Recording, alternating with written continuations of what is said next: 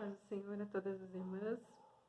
Hoje estarei ministrando a aula número 4 do nosso trimestre, a iluminação espiritual do crente. Uma lição muito abençoada para as nossas vidas, que abre o nosso entendimento sobre a nossa vocação, a partir do momento que nós aceitamos a Jesus.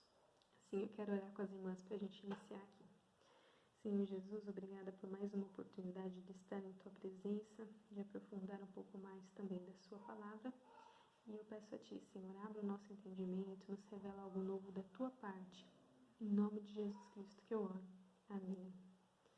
Então, irmãs, aqui no texto áureo, para que o Deus de nosso Senhor Jesus Cristo, o Pai da glória, vos dê em seu conhecimento o espírito de sabedoria e de revelação. Nessa aula nós entenderemos um pouco mais de que sabedoria e revelação Paulo falou à igreja de Éfeso, um pouco também da nossa verdade em prática que diz: a vocação do crente inclui a herança de preciosas riquezas conferidas aos eleitos pela grandeza do poder de Deus. Então nós entenderemos também quais são essas preciosas riquezas que, a partir do momento que nós aceitamos Jesus, Deus nos deixou. Sabemos que é um momento muito especial da nossa vida quando nós aceitamos Jesus, porque sabemos de onde Ele nos tirou. Nos tirou do lamaçal do pecado, de uma vida triste, e nos trouxe para a sua gloriosa luz, com uma vida agora diferente, um novo estilo de vida e paz também, mas além de outras coisas que nós experimentamos na presença dele. E além desses dois tópicos, falaremos também do exemplo de exaltação em Cristo. Está lá no nosso tópico 3. Aqui na leitura bíblica em classe, nós vemos uma coisa muito interessante. Paulo fala assim: pelo que ouvindo eu também a fé que entre vós há no Senhor Jesus e o vosso amor para com todos os santos, não cesso de dar graças a Deus por vós, lembrando-me de vós nas minhas orações. Então, a partir do momento que Paulo ouve falar da igreja de Éfeso, ele descreve, a partir do capítulo 17, uma oração com o que ele deseja e espera desses crentes. Então, é muito especial essa leitura bíblica em classe, que as irmãs possam ler também, e a nossa lição vai explicar um pouquinho do que tudo isso quer dizer. Amém? Um ponto interessante é que a igreja de Éfeso não tinha uma fé baseada em coisas terrenas, na sua vida comum, mas a igreja de Éfeso tinha uma fé fundamentada em Cristo. Tinha esse conhecimento, era uma igreja que se destacava, então Paulo muito se alegrou e escreveu esses direcionamentos, como se fosse uma oração mesmo, para a igreja de Éfeso, amém? Então aqui na introdução, uma das coisas que a nossa lição vai nos exortar é sobre louvar ao Senhor pela nossa eleição.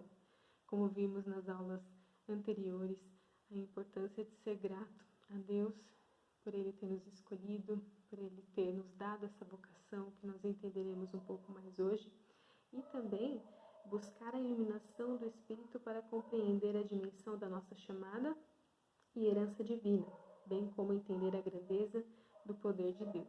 Então Deus nos deixou uma herança, pela sua grandeza, pelo seu poder, nós conseguimos experimentar dessas coisas agradáveis.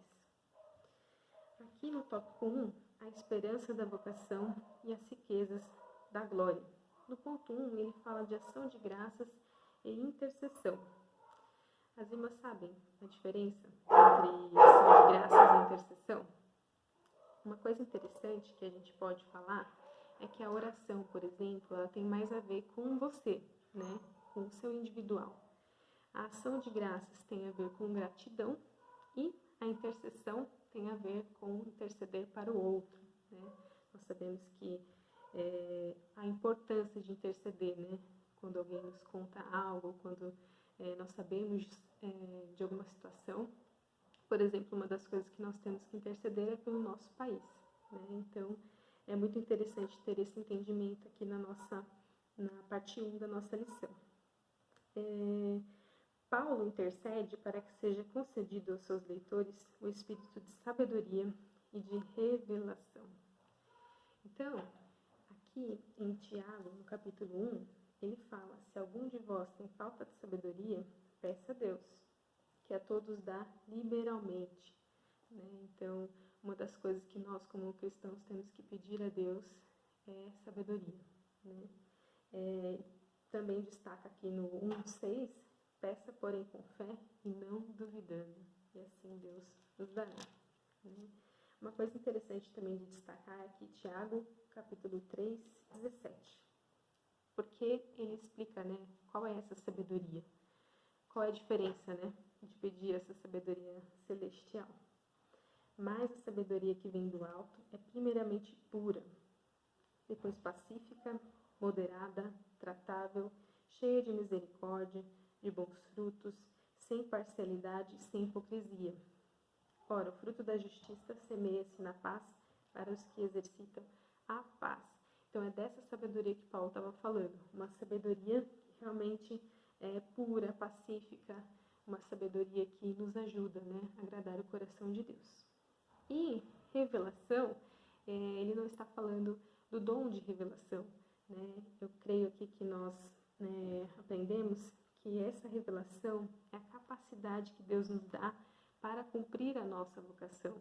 Então, a revelação a cada um de nós, né, daquilo que Deus espera, daquilo que nós precisamos fazer para agradar o coração dele, para estar no centro da sua vontade, né? Então, a parte 1 destaca isso.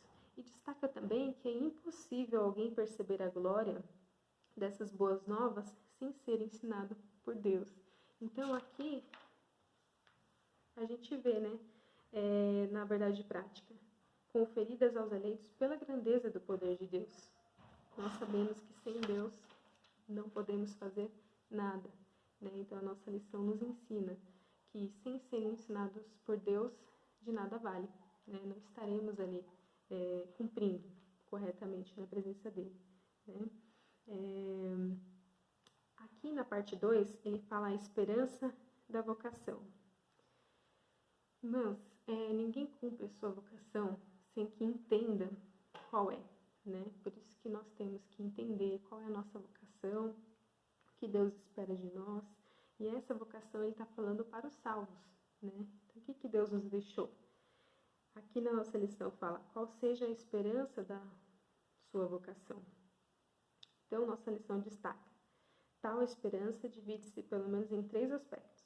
Deus chamou pessoas no passado, que nós sabemos, né? A chamada abrange serviço e santificação no presente e participação gloriosa no futuro. Então, essa vocação tem a ver com ação também, né? O crente, a partir do momento que aceita Jesus, tem muito trabalho para fazer, né? É a sua vocação, o seu id, é a sua vocação, o seu perdão, é a sua vocação estar no centro da vontade de Deus. Compreende a vida eterna e a esperança de conhecer face a face. Então, a nossa vocação está ligada à nossa salvação, né? Está ligada também à promessa de Deus sobre as nossas vidas, de um dia vê-lo face a face. Essa esperança que está escrita na nossa lição é a que nos movimenta, né? É uma esperança que permite que nós possamos continuar firmes mesmo diante das adversidades, né? Então, essa é a esperança que Deus nos deixou e que a nossa lição cita aqui. No ponto 3, as riquezas da glória da sua herança. Herança que Deus deixou aos seus eleitos. E riquezas, ele fala de bênçãos que o acompanham no plano da salvação. Quais são essas riquezas, irmãs? Respondendo aqui a nossa verdade prática. O perdão dos pecados, a adoção de filhos e as bênçãos que serão desfrutadas no porvir. Então, irmãs, aqui ele fala que os fiéis estarão unidos nas bodas do Cordeiro. Então, os salvos tomarão posse da herança preparada desde a fundação do mundo. Então, desde o começo, temos essa salvação, né? E quando nós aceitamos Jesus, nós temos posse dela, né? E é a herança que Deus nos deixou. Não tem herança mais especial, né, irmãs? Então, aqui nós vemos que os olhos espirituais dos crentes se abrem para, através da experiência, né, que nós temos na nossa vida espiritual, alcançamos a compreensão da plenitude dessas bênçãos. Quantas vezes as irmãs receberam algo da parte de Deus, né? Uma bênção que as irmãs esperavam profundamente ali. De repente até pensavam ser impossível e Deus revelou, e Deus fez, né? Isso alimenta a nossa esperança, a esperança da nossa vocação. E aqui a nossa lição nos chama a compreender cada vez mais quem Deus é e o que Ele espera de nossas vidas. Nós sabemos, irmãs, que Deus nos fez para agradar o seu coração, né? Para isso, para que o seu nome seja glorificado através das nossas vidas. Então, isso é o que temos que buscar, né? Aqui na parte 2, ele fala sobre a excelente grandeza e a força do poder divino. Então, nós vamos ver o que é sobre excelente grandeza do poder, que quer dizer extraordinário, né? Aqui ele está falando do versículo 19, que diz: e qual a sobreexcelente grandeza do seu poder sobre nós, os que cremos segundo a operação da força do seu poder. Aqui, irmãs, é uma revelação muito preciosa, porque sobreexcelente é extraordinário, né? Grandeza do poder de Deus muito além do que nós podemos imaginar. Aqui ele fala também sobre grandeza, né, que quer dizer magnitude do poder de Deus. E poder quer dizer fora de medida. Aqui, nessas 3 palavras, né, que está na primeira parte aqui do versículo 19, nós vemos que são feitos miraculosos de Deus, né, que estão muito além dessa esfera material, né. Então, o que Deus faz? Ele age e atinge a nossa esfera material, né? E tudo que Deus faz afeta, sim, o nosso mundo. Então, essa é a sobreexcelente grandeza de Deus, o poder dele extraordinário, né? Aquilo que Deus faz, Paulo está querendo dizer, é tremendo, é muito além da nossa capacidade de entender, né? Apenas o maior de todos os poderes é capaz de realizar a transformação e a salvação do homem. Isso é muito interessante, né? Porque só por Deus é possível alcançar essa salvação, só pelo sacrifício de Jesus. Aqui também Paulo está querendo dizer que o que Deus faz, ninguém pode realizar. Então, quando Ele se levanta para abençoar você, quando Ele se levanta para abençoar a nossa nação, quando Ele se levanta para abençoar o nosso lar, Ele quem faz, é Ele quem determina as coisas. É isso que Paulo está querendo dizer, né? Agora ele fala da força do poder divino, aqui na nossa lição, que é a segunda parte desse versículo, que ele fala da operação, que quer dizer eficácia. Então, nosso Deus, ele não é homem para que minta, né? Eficácia, tudo que Deus faz é eficaz, né? E também quer dizer poder em atividade. Nosso Deus, quando Ele quer, Ele faz, né? Força, tem a ver com intensidade, a nossa lição diz aqui. Poder inerente de Deus, também quer dizer isso, né? A associação desses conceitos revela o poder potencial de Deus, que inerente à sua natureza divina, opera em favor dos que creem. Nós sabemos que todas as coisas cooperam para o bem daqueles que amam a Deus. Até quando algo está acontecendo na nossa vida, Deus usa isso para bem, para nos abençoar. Como é bom e especial estar na presença de Deus, né? Mas viver com Deus. E aqui ele fala que apresenta 3 exemplos. A ressurreição de Cristo, sua ascensão à direita de Deus nos céus, sua elevação acima de todo o domínio. Então, irmãs, aqui Paulo exalta a Deus com palavras muito interessantes e além, né? O máximo que ele pode usar, ele usa aqui para falar do poder do nosso Deus, porque tudo que Deus faz é infalível. Nosso Deus, ele é tremendo, né, irmãs? Nós sabemos que o nosso Deus não pode ser plenamente compreendido pelo ser humano, mas nem por isso deixou de se revelar de diversas formas para nós. Deus se revela através da nossa família, se revela através da natureza, se revela através de um irmão. Então, Nosso Deus, ele usa todas as coisas que ele criou para se revelar a nós, para se revelar àqueles que o aceitaram, né? Então, até aqui nossa lição diz, nosso modo de entender a Deus pode ser classificado em duas pressuposições. Deus existe, ele se revelou a nós de modo adequado através da sua revelação inspirada. Então, Deus está sustentando tudo aquilo que ele criou. Amém? E ele, aqui nós falamos, né, que Deus usa a ressurreição de Cristo, a ascensão, e Paulo cita aqui no versículo 20 da nossa leitura bíblica, que manifestou em Cristo, ressuscitando dos mortos e pondo-o à direita nos céus, acima de todo principado, e poder, e potestade, e domínio, e de todo nome que se nomeia, não só neste século, mas também no vindouro. Amém? Aqui, no tópico 3, ele fala que Cristo é o nosso exemplo de exaltação. Então, aquilo que Deus disse que faria, né, que enviaria um Salvador, ele fez. Nosso Deus, ele falou, ele preparou, ele fez e ele cumpriu aquilo que ele fala, né? Assim, ele cumprirá a sua promessa na minha e na sua vida, em nome de Jesus. Cristo, as primícias dos que dormem. Isso aqui fala lá em 1 Coríntios, né, sobre Cristo, as primícias dos que dormem. Paulo enfatiza que o poder de Deus se manifestou em Cristo, ressuscitando dos mortos.